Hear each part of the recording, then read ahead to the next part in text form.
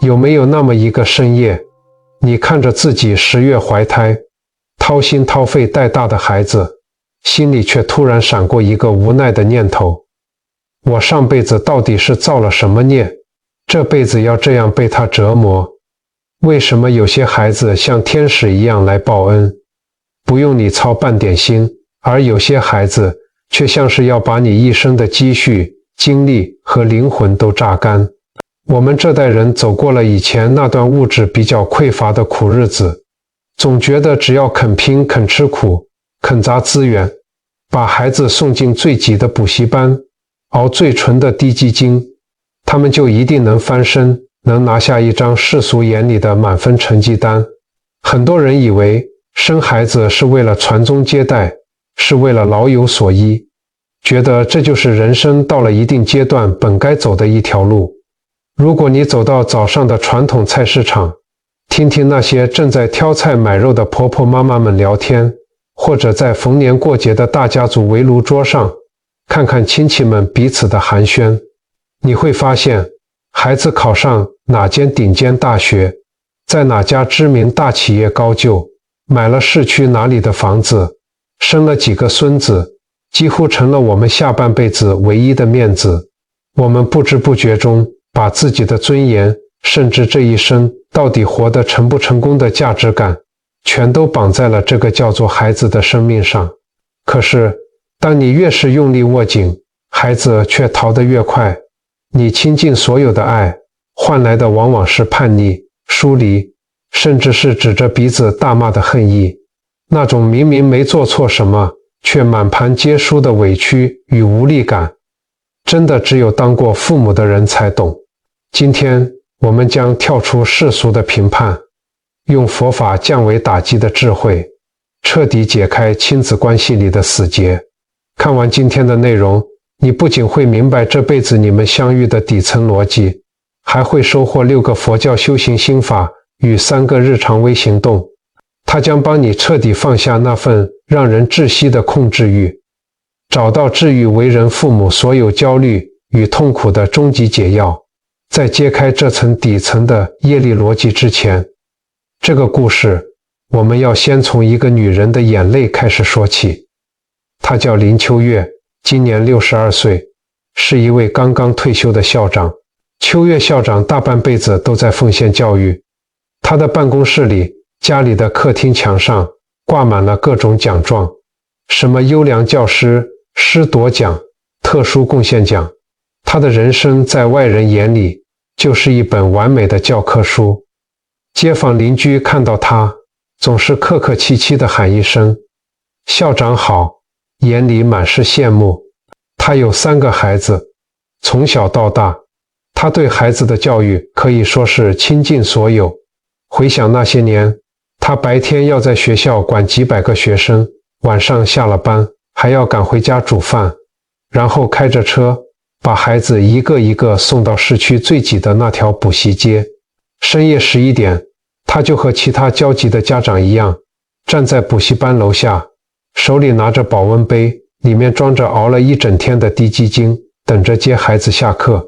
他帮他们规划最好的学校，安排最合适的才艺班，甚至连他们未来该走什么样的职业道路，他都在心底画好了蓝图。他总觉得，只要我付出的够多，只要我把路铺得够平，只要我的方法是对的，孩子一定会长成我期待的样子。这是一个母亲理所当然的信念。但是，就在他退休后的第1个过年，那一栋为了让一家人住得舒服而贷款买下的宽敞大房子里，却只有他一个人。除夕夜的外面传来零星的鞭炮声和邻居家热闹的电视声。他坐在沙发上，看着满墙的奖状，手里端着一杯早就冷掉的茶，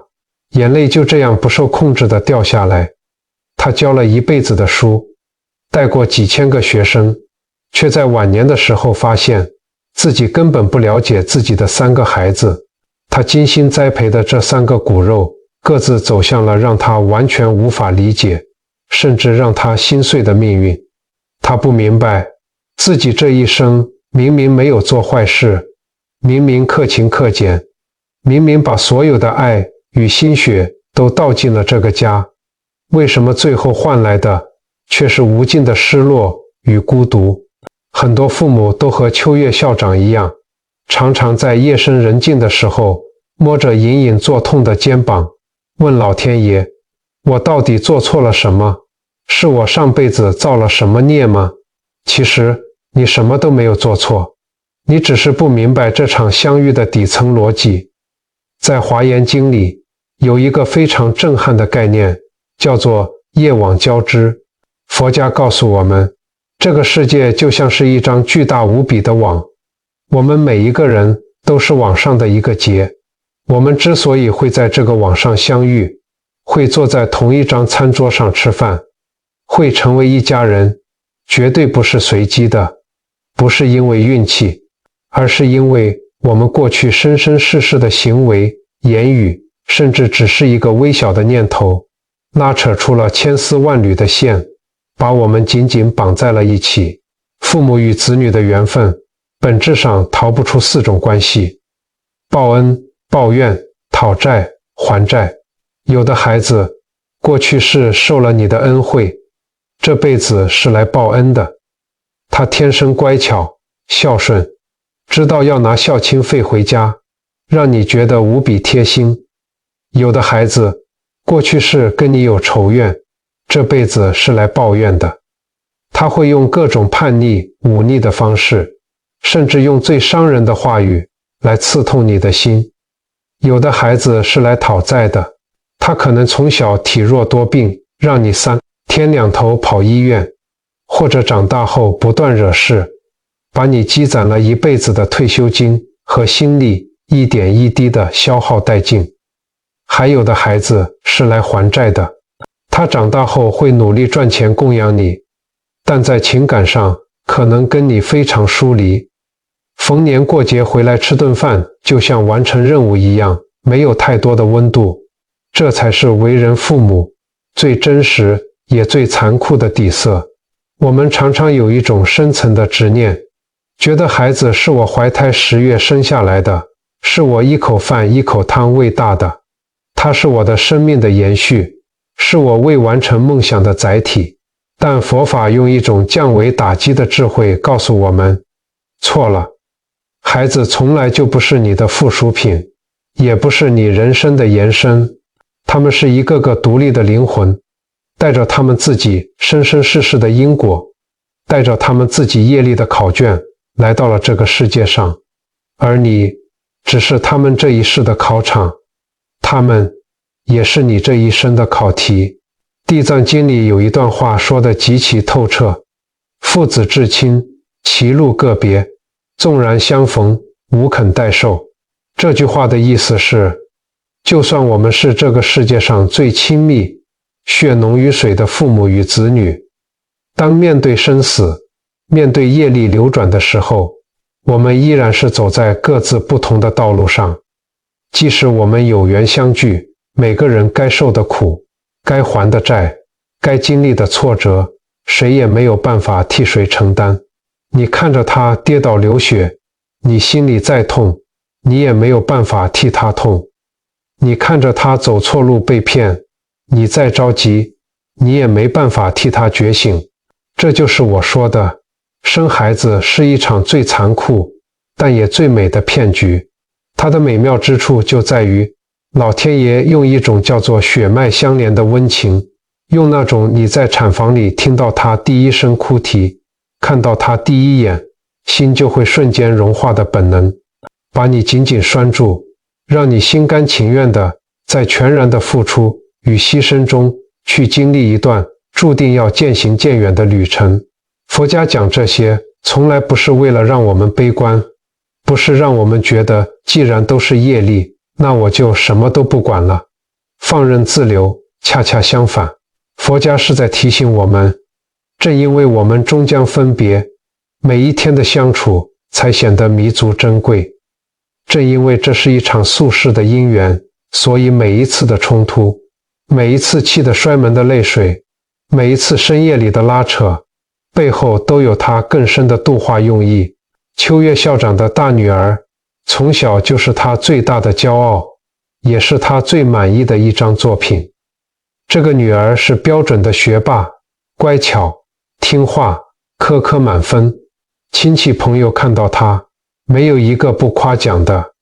每次过年聚会，只要提到大女儿，秋月校长的背脊都挺得特别直。秋月校长把所有的教育理念都毫无保留地用在大女儿身上，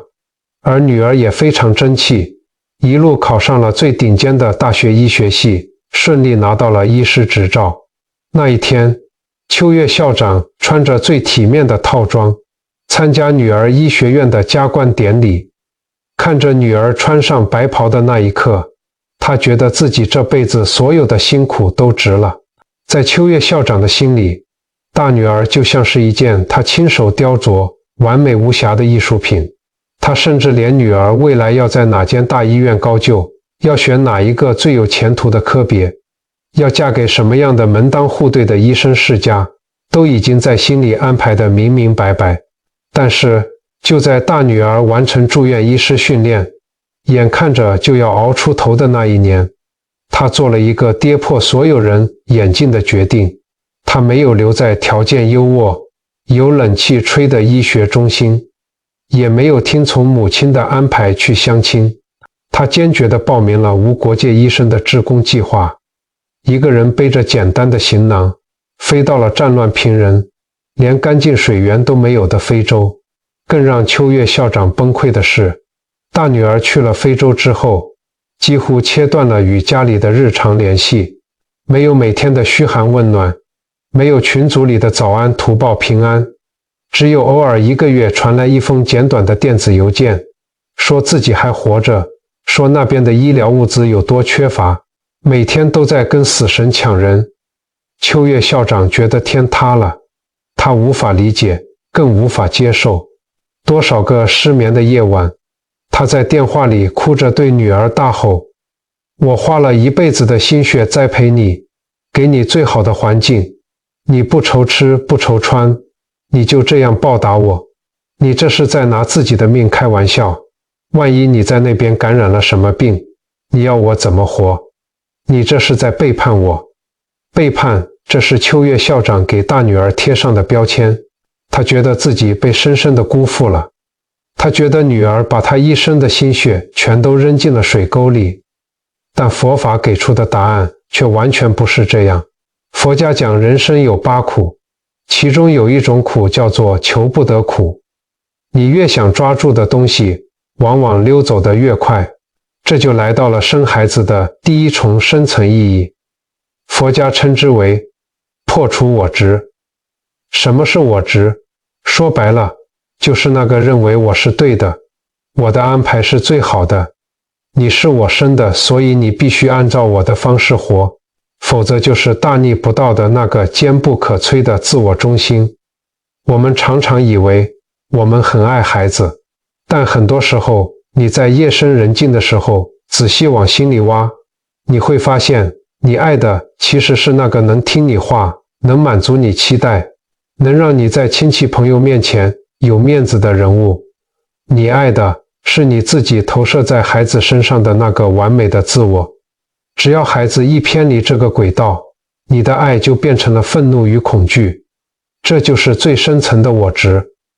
禅宗里有一个非常著名的公案，叫做金碧峰禅师与玉波。金碧峰禅师是一位修行极高的高僧，他已经放下了世间的一切名利、权力，甚至连生死都置之度外。他只要一打坐，就能进入极深的禅定境界，连地府的黑白无常来索他的命，都找不到他的灵魂在哪里。可以说，他几乎已经要解脱轮回了，但他心里唯独有一个东西放不下，那就是皇帝赏赐给他的一只晶莹剔透的玉钵。他太喜欢这个玉钵了，每天都要摸一摸看一看，哪怕是在参禅的时候，心里也会偶尔闪过那个玉钵的影子。有一天，黑白无常又奉命来抓他，还是找不到。无常就去问了当地的土地公，土地公叹了口气说，这位禅师什么都放下了，但他最爱那个玉钵。你们只要去敲敲那个玉钵，他一定会出来。黑白无常照做了，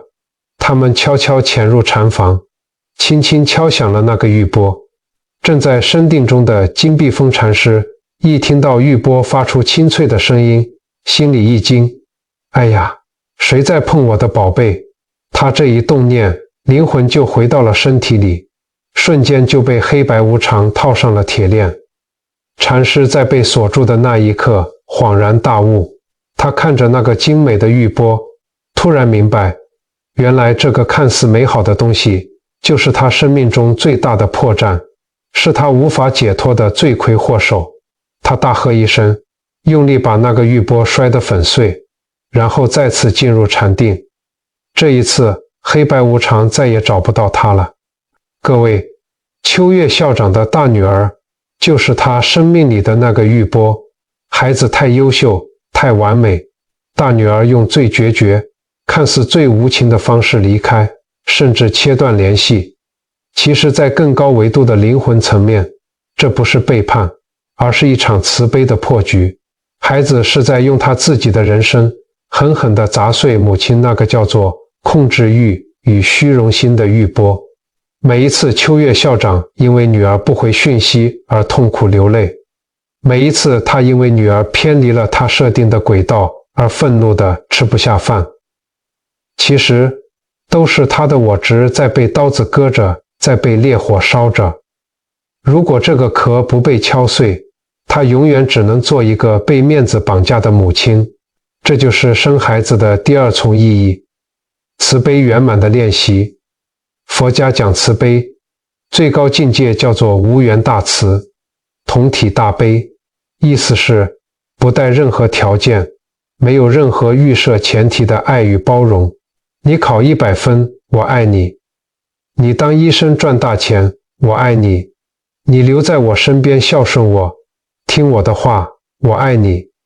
这叫条件交换，这不叫慈悲。真正的慈悲是当孩子完全不如你意，当他走向了一条你看不懂，甚至让你担惊受怕的道路时，你心里的那个愤怒和不甘退去后，还能不能留下一份纯粹的温柔？你能不能看见他做这个选择背后的灵魂重量？当秋月校长明白这一点的那天晚上，他正看着电视里关于非洲难民营的纪录片，看到那些骨瘦如柴的孩子，他突然看懂了女儿的选择。他给女儿写了一封很短的信，妈妈不再怪你了，你去救人，妈妈在家里为你祈福。就这短短的一句话，秋月校长放下了他握了30年的那个玉钵，他的我直破了一大半，而他内心的慈悲也在那一刻真正的被打开了。如果说大女儿是秋月校长生命里那个最难放下的玉钵，那么二儿子就是他这辈子最痛的一根软肋。在我们的社会里，我们常常听到老一辈的人感叹，这囡仔根本就是来讨债的。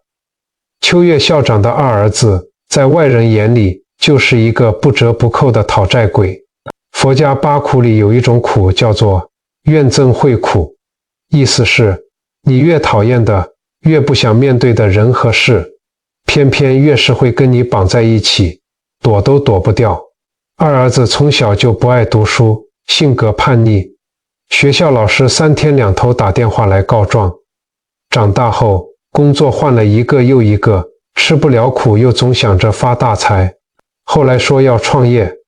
开了餐厅倒闭，做贸易又被朋友骗，每次投资失败，走投无路，被债主追上门的时候，他就会回家，但他回家从来没有好脸色，总是以一种愤怒、理所当然的姿态向母亲要钱。最让秋月校长心寒的是，二儿子经常在客厅里指着他的鼻子破口大骂，我今天会变成这样，都是你害的，你从小只在乎成绩，只爱姐姐，从来没有肯定过我，你控制我的一切，我做什么你都看不起，我现在的人生全毁了，你满意了吗？每次听到这些话，秋月校长的心就像被狠狠撕裂一样，他又气又痛，又充满深深的内疚。为了弥补这份内疚，也为了息事宁人，不想让邻居看笑话，他一次又一次地拿出自己省吃俭用存下来的退休金，帮儿子填补几百万的钱坑。他甚至还为了儿子去跟亲戚低头借钱，但结果呢？钱给了，儿子的恨没有少，下一次的失败依然如期而至，像一个永远填不满的黑洞。佛家看讨债从来都不是表面的金钱数字，这就来到了生孩子的第三重意义，转化业力。讨债的孩子，他要讨的根本不是钱，他来到你身边，是用他荒唐甚至自我毁灭的人生来替你活出你内心深处最压抑、最不敢面对的那份恐惧。秋月校长一生追求完美，不容许失败，他把失败视为人生的奇耻大辱，只要稍微表现不好，他就觉得丢脸。而老天爷偏偏派了一个把失败当饭吃，把脸面踩在脚底下的儿子来给他。这其实是一面业力的镜子，儿子是用最激烈的方式在问他：妈妈，如果我一点都不完美，如果我就是个彻头彻尾的失败者，如果我让你在所有人面前都抬不起头，你还爱我吗？你对我的爱到底是爱我这个人，还是爱你自己的面子？禅宗里有一个非常动人的公案，叫做梁宽禅师与外甥的眼泪。梁宽禅师有一位外甥，整天游手好闲，惹是生非，吃喝嫖赌样样来，家人怎么劝怎么骂都没用。有一天，家人实在没办法了，就把梁宽禅师请回家，希望这位德高望重的高僧能用佛法的威严好好教训，点醒这个无可救药的浪子。梁宽禅师到了外甥家，住了一个晚上，他一句大道理都没有说，没有提起任何关于浪子回头的字眼。第二天一早，禅师准备要离开了，他坐在门槛上，对着站在旁边，心里早就准备好要挨一顿痛骂的外甥说：我的年纪大了，手脚不太灵活，你能帮我把草鞋的带子绑紧一点吗？外甥愣了一下，蹲下身来，开始帮舅舅绑鞋带。就在这个时候，外甥突然感觉到肩膀上滴落了几滴温热的水珠，他抬起头，看到这位修行极高，平时总是面带微笑的禅师，正默默地流着眼泪，眼泪里没有愤怒，没有嫌弃，没有高高在上的指责，只有满满的心疼与慈悲。那一刻，外甥心里那座坚硬的冰山彻底瓦解了。为什么责骂、讲道理都没有用，一滴眼泪却能改变一个人？因为责骂是我执，是我想要控制你，改变你，证明我是对的，你是错的。而那滴眼泪是慈悲，是我不带任何评判地看见了你在轮回里受的苦。秋月校长对二儿子以前给的都是带刺的钱和充满指责的爱，他一边掏钱，一边骂儿子没出息，是败家子。这就带出了生孩子的第四重意义，生命觉醒。养育一个让你操碎了心的孩子，就是把人生的生老病死、怨憎会、求不得全部浓缩在一起，让你尝一遍。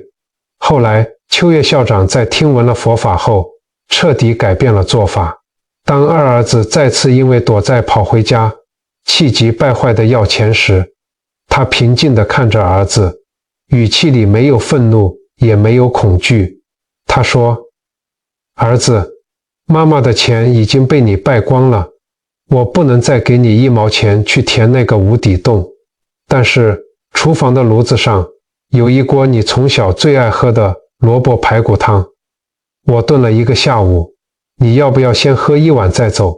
儿子愣住了，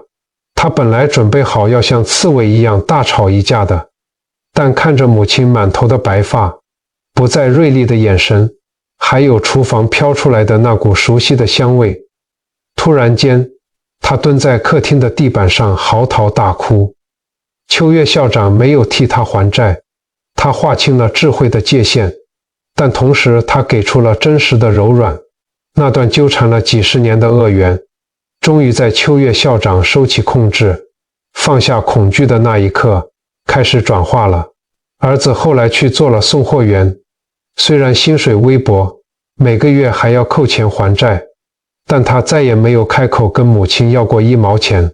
如果说大女儿是天上遥不可及的星，二儿子是一团灼人的火，那么秋月校长的小儿子就是一杯白开水，平淡无奇，甚至在世俗的眼光里平庸到了极点。小儿子从小读书就不行，不管怎么补习，成绩总是在中后段徘徊。毕业后他没有去大都市闯荡，而是留在老家的巷子里开了一间小小的植物盆栽店，每天就是穿着围裙跟泥土枝叶打交道，赚的钱扣掉房租，勉强只够养活自己。在过去的很长一段时间里，秋月校长对这个小儿子是半放弃的状态，觉得他最拿不出手。每当跟老同事聚餐，大家都在炫耀孩子升了什么经理，去哪国出差时，秋月校长总是低头喝茶，默默避开关于小儿子的话题。直到秋月校长60岁那年，他被诊断出初期肿瘤，必须立刻住院动手术。那段时间，大女儿远在非洲，根本赶不回来。二儿子为了生计，每天起早贪黑的送货，真正能在医院里日夜守着他，把屎把尿的，只有这个被他视为最平庸的小儿子。他直接关了店门，搬了张行军床，睡在病床旁边。开完刀的第1个晚上，秋月校长从麻醉中痛醒，病房里很暗，只剩下仪器滴滴答答的声音和走廊微弱的灯光。那一刻，一种对老病死的巨大恐惧和孤独感瞬间将他淹没。他觉得自己像是在茫茫大海中溺水的人。就在这个时候，一双温暖、厚实，还带着点泥土粗糙感的手轻轻握住了他。是小儿子，他没有睡，一直守在床边。他安静地坐在那里，用一把小刀缓缓地削着一颗苹果。苹果皮一圈一圈地掉下来，没有断掉，空气中弥漫出一股淡淡的、甜甜的果香。小儿子轻声说：“妈，我在这，不怕，我在这。”秋月校长突然觉得，原本恐慌到快要跳出嗓子眼的心跳，竟然奇迹般的平静了下来。他看着眼前这个专心削苹果的男人，突然泪流满面。他问自己：我这一生都在追求卓越，都在逼孩子出人头地，但我真的懂什么是好吗？这就带出了生孩子的第5重意义：传承善根与真正的陪伴。佛教经典《杂阿含经》里有一个隐喻叫做盲龟浮木。佛陀说，在广大的大海深处，有一只瞎了眼的乌龟，每100年才浮出水面一次，而海面上飘着一块木板，木板上有一个小孔。我们能在茫茫的六道轮回、无尽的业海之中得到人生，并且结为父母与子女，这份几率比这只瞎了眼的乌龟刚好把头钻进大海浮木的小孔里还要微乎其微。我们常常用世俗的薪水、职位、成就去衡量这份缘分，却忘记了能在这辈子成为一家人，能在你生病时有人为你倒杯温水，本身就是一个不可思议的奇迹。小儿子看似没有世俗的光环，但他身上却承载着最纯粹的善根。宋代的法眼禅师曾教导：福不可受尽，受尽则缘必孤。意思是，一个人如果把福报全用在追求外在的权利与财富上，他的内心最终会变得极度匮乏与孤单。小儿子不贪求名利，他不嫉妒哥哥姐姐，他踏踏实实的过日子，对生命充满敬畏，对母亲不离不弃。他成了母亲生命里最安稳的锚。你以为你传承给孩子的是血脉，其实你传承的是灵魂的磁场。小儿子教了母亲最重要的一课：真正的陪伴不需要光辉万丈，不需要功成名就，只需要在你最脆弱、最恐惧的时候，安静地坐在床边，为你削一颗苹果。从秋月校长的故事里，我们提炼出佛家给父母的6大修行心法，这是我们在日常生活中随时可以检视自己的明镜。第一，不欠孩子，给他温饱与安全，但记住，不用情绪当武器，不要用“我是为你好”来情绪勒索。第二，不替孩子背业，他犯的错，让他自己去承担后果，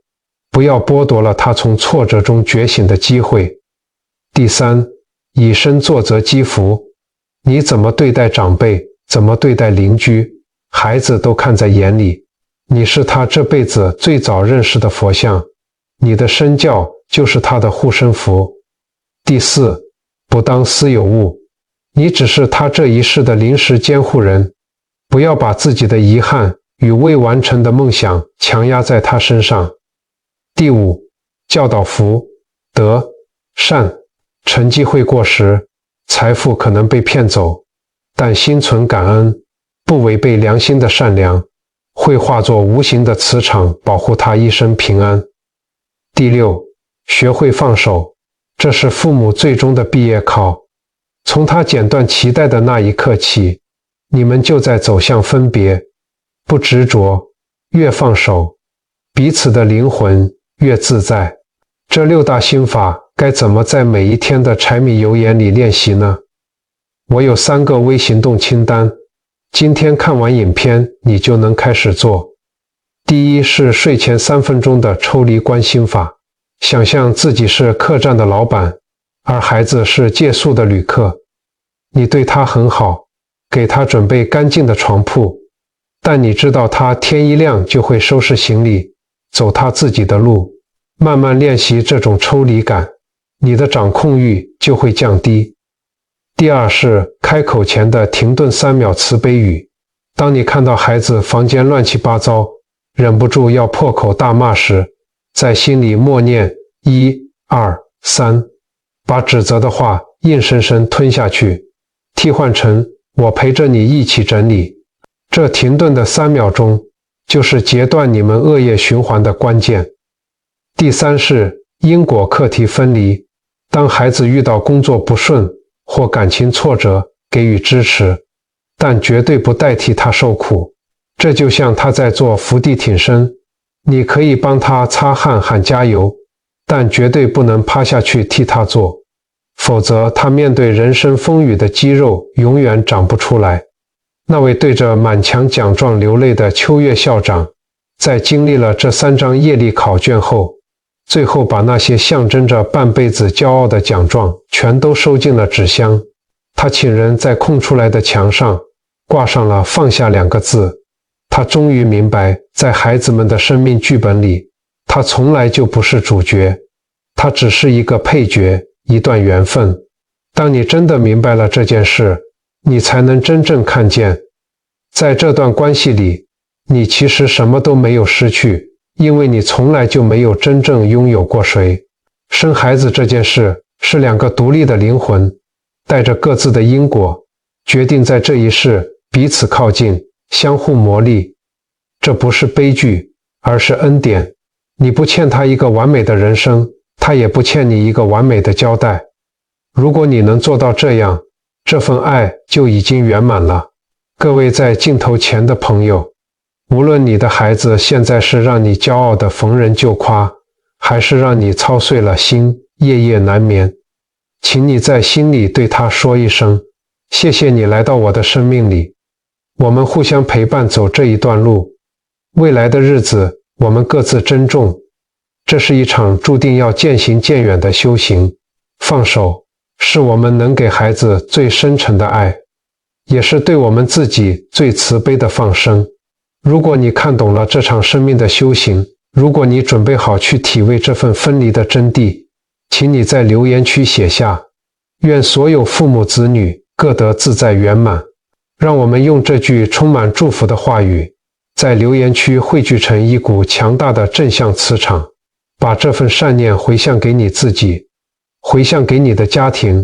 也回向给世间所有在家庭关系中受苦，还在执着中挣扎的灵魂。感谢你耐心地听到这里，陪伴我们走完这段深刻的灵魂旅程。